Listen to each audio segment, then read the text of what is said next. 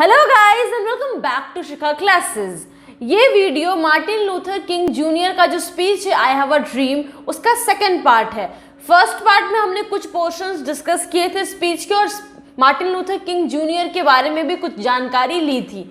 अब फाइनल जो पार्ट्स बचे हैं स्पीच के वो हम इस वीडियो में कवर करेंगे। There will be neither rest not tranquility in America until the Negro is granted his citizenship rights. जब तक कि जो निग्रो हैं, जो ब्लैक अमेरिकन हैं, जो ब्लैक पीपल है अमेरिका के, उन्हें सिटीजनशिप राइट्स नहीं मिलेगा, उन्हें उस देश के नागरिक होने का सारे अधिकार नहीं मिलेंगे, तब तक अमेरिका में ना तो रेस्ट होगा, मीन की लड़ाई तब तक खत्म नहीं होगी, वो लोग तब तक रेस्ट नहीं करेंगे, ना ही ट्रैंक्विलिटी होगी, ना ही वहां पर शांति होगी। The world winds of revolt will continue to shake the foundation of our nation until the bright days of justice emerge। World wind कहते वो जो गोल गोल ऐसे हवा चलती चक्रवात जैसा, तो वही कह रहा है कि जो ये विद्रोह है, जो रिवोल्ट है, इसकी आंधी वो तब तक हिलाते रहेगी हमारे देश के फाउंडेशन को, हमारे देश की जो नींव है उसको हिलाते रहेगी जब तक कि न्याय के ब्राइट डेज नहीं आ जाते। मतलब ये एक बहुत ही डेकोरेटिव वे में ऑर्नामेंटल इंग्लिश यूज़ किया है किंग जूनियर ने, लेकिन बेसिकली ये लाइन क्या मीन कर रहा है कि जब तक यहाँ पर सबको मानव अधिकार नहीं मिल जाता, सबको यहाँ पे न्याय नहीं मिल जाता, तब तक यहाँ पे जो आंधी उठी है वो चलती ही रहेगी, वो इस देश के नींव को हिलाती ही रहेगी। And that is something that I must say to my people who stand on the worn threshold which leads into a palace of justice। Threshold word का मतलब होता है किनारा, एज, और वोर्न मतलब होता है जो चीज डैमेज्ड हो चुकी है, दैट इज कॉल्ड वोर्न। यही वो चीज है जो मैं अपने लोगों से कहना चाहूंगा जो न्याय के दरवाजे पर खड़े हैं, है ना। वोर्न थ्रेशोल्ड, थ्रेशोल्ड मतलब किनारे पर खड़े हैं, जो डैमेज्ड किनारा है। इन शॉर्ट वो कहना चाहते हैं कि वो मेरे वो लोग जो कि न्याय के दरवाजे पर खड़े हैं, और अब वो जो खड़े हैं वो जमीन भी उनकी जो है वो अब डैमेज्ड हो चुकी है, क्योंकि वो अब थक चुके हैं अपने न्याय के अधिकार के लिए लड़ते लड़ते। In the process of gaining our rightful place, ये जो रास्ता जिसमें हम अपने सही स्थान को, अपनी सही जगह को, अपने हक को पाना चाहते हैं, we must not be guilty of wrongful deeds. और अपने मंजिल तक पहुंचने के लिए, अपने अधिकारों को पाने के लिए, अपनी सही जगह तक जाने के लिए हमें अगर कुछ गलत काम भी करना पड़े तो हम उसके लिए गिल्टी फील नहीं करेंगे, हम अपने आप को दोषी नहीं ठहराएंगे।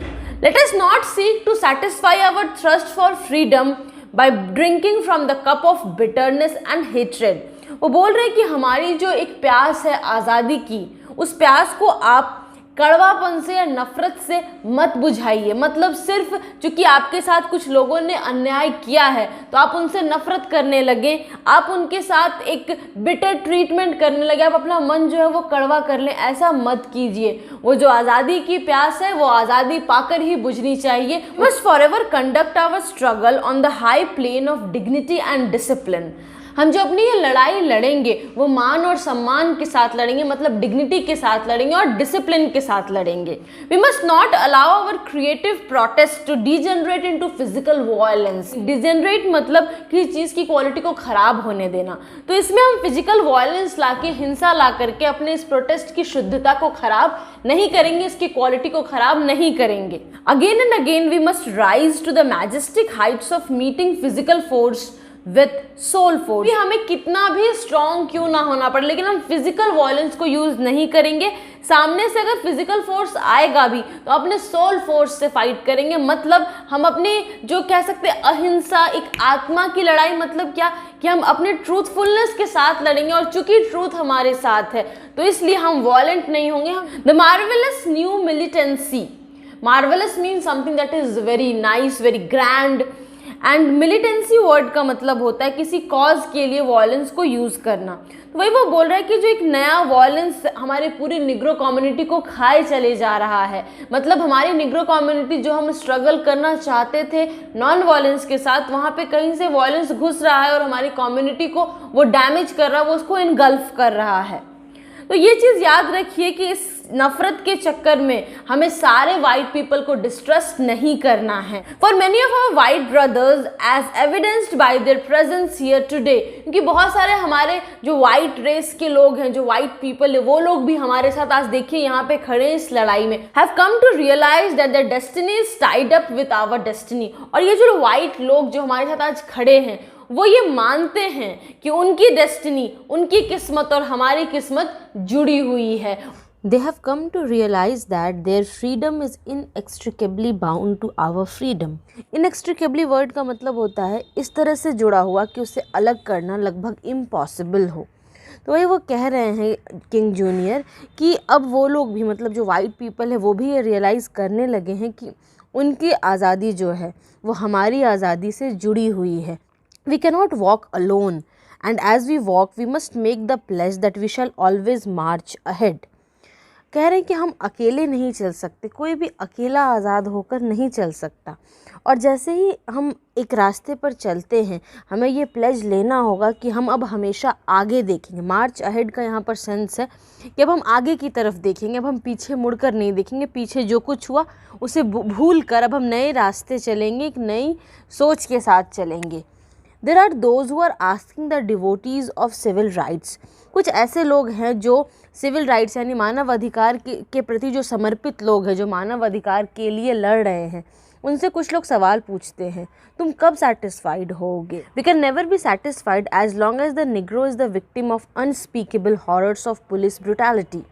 तो ऐसे लोग जो पूछते हैं कि तुम कब सेटिस्फाइड होगे, उन लोगों को मेरा ये जवाब है कि हम तब तक सेटिस्फाइड नहीं हो सकते जब तक कि हमारे देश में जो ब्लैक हैं वो आज भी एक पुलिस ब्रुटैलिटी का, मतलब पुलिस जो है वो बहुत उनके साथ टॉर्चर करती है, ब्रूटल बिहेवियर करती है।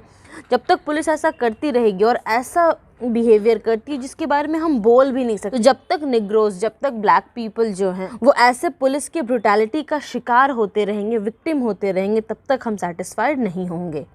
We can never be satisfied as long as our bodies, heavy with the fatigue of travel, cannot gain lodging in the motels of the highways and hotels of the cities. वो कह रहे हैं कि हम तब तक सेटिस्फाई नहीं हो पाएंगे जब तक कि, जैसे कि क्या होता था पहले कि जो वाइट लोग थे उन्हें हर होटल में परमिशन होती थी, पर बहुत सारे होटल्स और मोटल्स, इनफैक्ट ज़्यादातर होटल्स और मोटल्स ऐसे होते थे जहाँ ब्लैक्स अलाउड नहीं थे। वही वो चीज़ कह रहे हैं कि तब तक हम सेटिस्फाइड नहीं होंगे जब तक कि हमारा शरीर बिल्कुल थका होता है ट्रैवलिंग के, उसके बावजूद हमें किसी हाईवे के मोटल में या शहरों के होटल में रहने की व्यवस्था नहीं मिलती, वहाँ लॉजिंग की व्यवस्था नहीं मिलती। जब तक उनकी स्थिति, उनकी कंडीशन कम्प्लीटली सुधर नहीं जाती तब तक हम सेटिस्फाइड नहीं होंगे।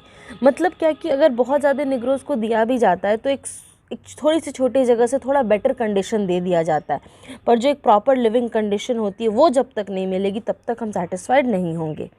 We can never be satisfied as long as our children are stripped of their adulthood and robbed of their dignity by signs stating for whites only.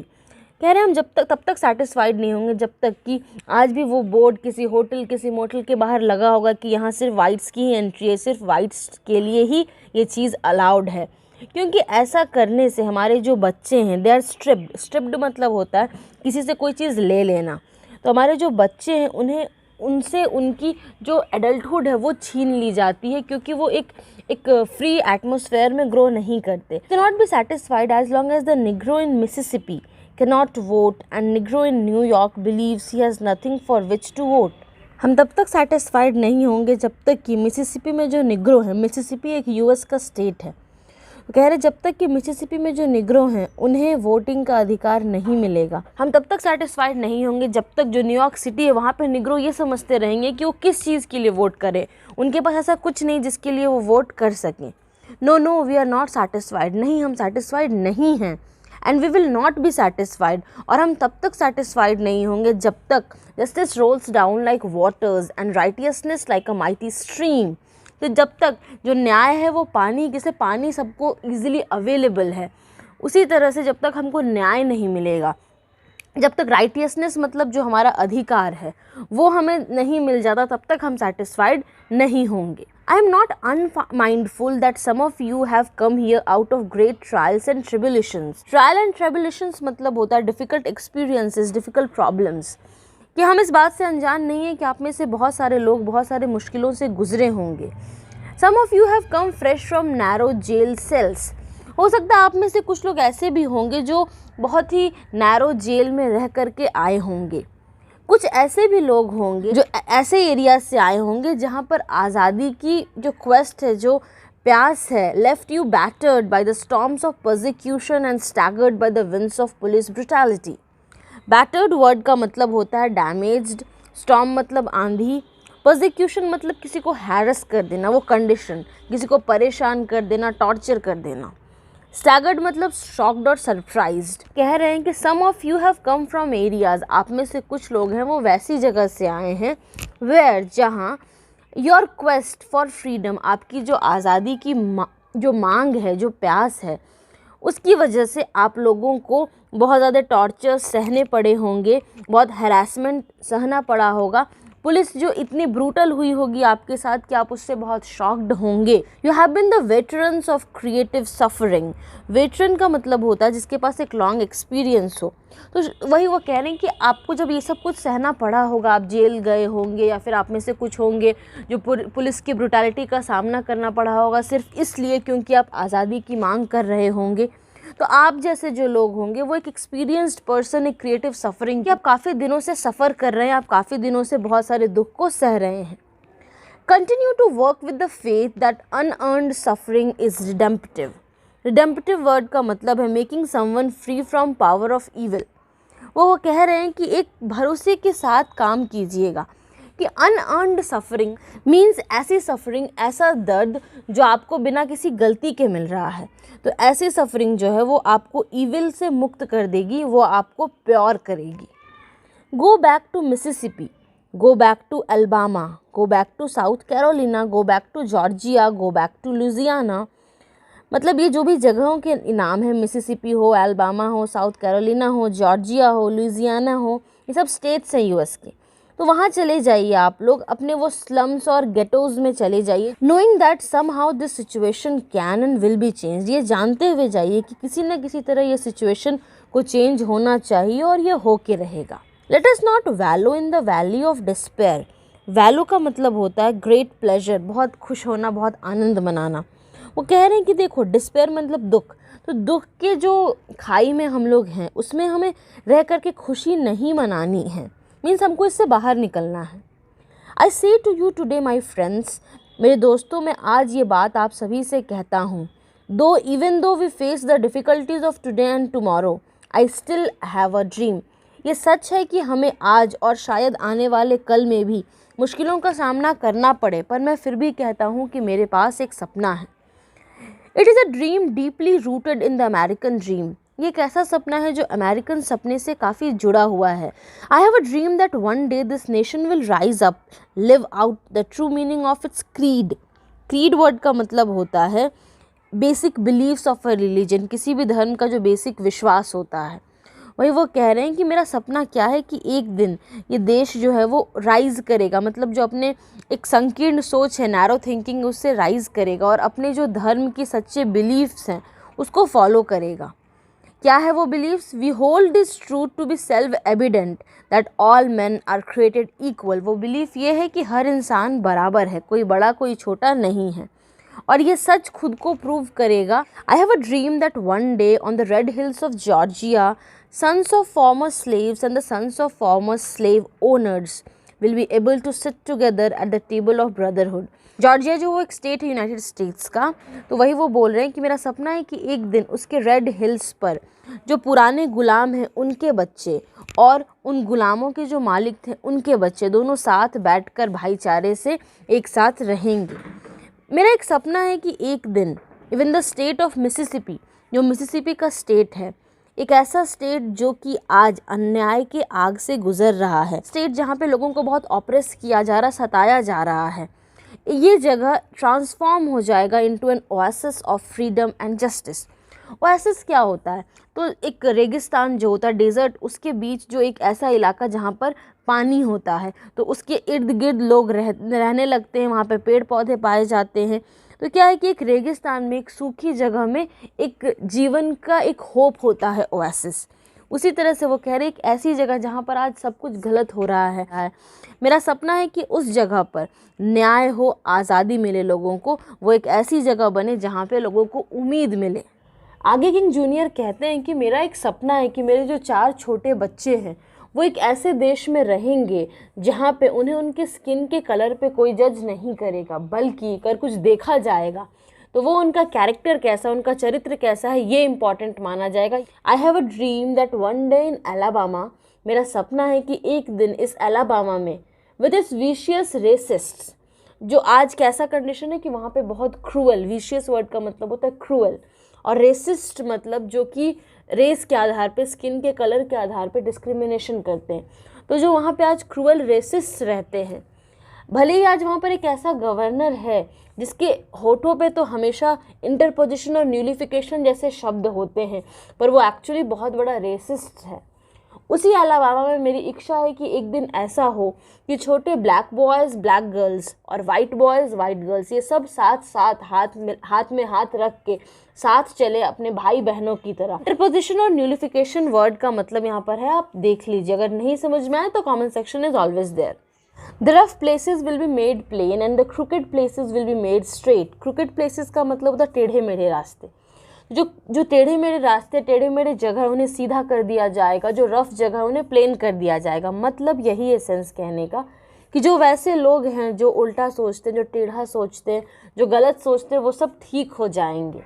And the glory of the Lord shall be revealed, और जो भगवान है उनकी जो glory है, उनका जो नाम है, सम्मान है, जो उनकी चमक है, वो रिवील होगी। And all flesh shall see it together, और जितने भी फ्लैश का यहाँ सेंस है, जितने भी लोग हैं, वो सब साथ में उस भगवान के करिश्मे को, चमत्कार को देखेंगे। This is the faith that I go back to the South. With this faith we will be able to hear out of the mountain of despair a stone of hope. इस विश्वास के साथ कि सब कुछ ठीक हो जाएगा, इस उम्मीद के साथ कि सब कुछ ठीक हो जाएगा, हम इस दुख के, डिस्पेयर के पहाड़ में से एक होप, एक उम्मीद का पत्थर शेप कर सकते हैं। With this faith, we will be able to transform the jangling discord of our nation into a beautiful symphony of brotherhood. ये जो discord का एक लड़ाई, एक आर्ग्यूमेंट का जो एक नॉइज़ है हमारे देश में, इसको हम एक भाईचारे के सिम्फनी में कन्वर्ट कर सकते हैं। सिम्फनी एक लॉन्ग पीस ऑफ म्यूज़िक होता है जो कि एक बड़े ऑर्केस्ट्रा के लिए लिखा जाता है। तो वही वो कह रहे हैं कि अगर हम चाहें तो विश्वास के साथ इस लड़ाई को, इस आर्ग्यूमेंट्स को हम एक म्यूज़िक में, मतलब ये जो नॉइज़ है हमारे देश में, जो एक झगड़ा है, इसे हम एक भाईचारे के म्यूज़िक में कन्वर्ट कर सकते हैं, एक प्लीजिंग चीज़ बना सकते हैं। With this faith we will be able to work together. इस विश्वास के साथ हम एक साथ काम कर सकते हैं, एक साथ प्रार्थना कर सकते हैं। हम चाहें तो जेल भी साथ जाएंगे, आज़ादी के लिए साथ खड़े होंगे। Knowing that we will be free one day, यह जानते हुए कि एक दिन हम ज़रूर आज़ाद होंगे। This will be the day when all of God's children will be able to sing with new meaning. ये वो दिन होगा जब भगवान के सारे बच्चे एक साथ एक नए मीनिंग के साथ ये गा पाएंगे। My country it is of the, मेरा देश ये तुम्हारा है, भगवान से वो कहेंगे। स्वीट लैंड ऑफ लिबर्टी, आज़ादी का एक स्वीट लैंड है। ऑफ दी आई सिंग, तुम्हें ही हम ये समर्पित करते, तुम्हारे लिए हम ये गाते हैं। Land where my fathers died, वो ज़मीन जहाँ मेरे पिता मरे। Land of the pilgrims pride, pilgrim कहते तीर्थयात्री को, जो एक भगवान की जगह यात्रा करने जाते हैं। तो वो ज़मीन जहाँ पर पिलग्रिम लोग, तीर्थयात्री लोग का जो गौरव है, घमंड है, जहाँ पर वो आना पसंद करते हैं। From every mountain side let freedom ring, पहाड़ के हर किनारे से, हर तरफ से आज़ादी जो है वो झलकनी चाहिए। And if America is to be a great nation this must become true, और अगर अमेरिका को एक महान देश बनना है तो इसे सच होना ही पड़ेगा। Let freedom ring from the prodigious hilltops of New Hampshire. Prodigious word का मतलब होता है बहुत लार्ज, पावरफुल। न्यू हैम्पशायर एक जगह, इसलिए चलो हम ये कोशिश करते हैं कि आज़ादी जो है वो हैम्पशायर के हिल टॉप के, जो पावरफुल हिल टॉप्स है, वहाँ से भी वो आज़ादी आए, मतलब हर जगह से आज़ादी आनी चाहिए। Let freedom ring from the mighty mountains of New York, जो न्यूयॉर्क है वहाँ पर भी लोगों को आज़ादी मिलनी चाहिए। फिर वो अलग अलग जगह का नाम ले रहे, एल्जेनीज टू पेंसिल्वानिया, आज़ादी होनी चाहिए। Let freedom ring, when we allow freedom to ring, when we let it ring from every city and every hamlet, जब हम अपनी कोशिशों से हर जगह आज़ादी को ला सकेंगे, हर शहर, हर गली, हर स्टेट, हर सिटी, सब जगह, we will be able to speed up that day when all of God's children, black men and white men, Jews and Gentiles, Protestant and Catholic, will be able to join hands. हम उस दिन अपनी आज़ादी को और speed up कर पाएंगे, हम उस दिन अपनी तरक्की को और ऊपर कर पाएंगे और स्पीड दे पाएंगे, जब सभी तरह के लोग, चाहे वो ब्लैक हो, चाहे वो वाइट हो, चाहे वो ज्यूज़ हो, चाहे वो जेंटल्स हो, चाहे वो प्रोटेस्टेंट हो, चाहे वो कैथोलिक हो। क्रिश्चियन के दो ग्रुप्स होते हैं, प्रोटेस्टेंट और कैथोलिक। तो सभी लोग जो है वो साथ मिल कर के, साथ मिलकर के गाएंगे ओल्ड निग्रो के स्पिरिचुअल जो ये कुछ वर्ड्स है उसमें, free at last, great God almighty, we are free at last, अंत में हम सब आज़ाद हैं।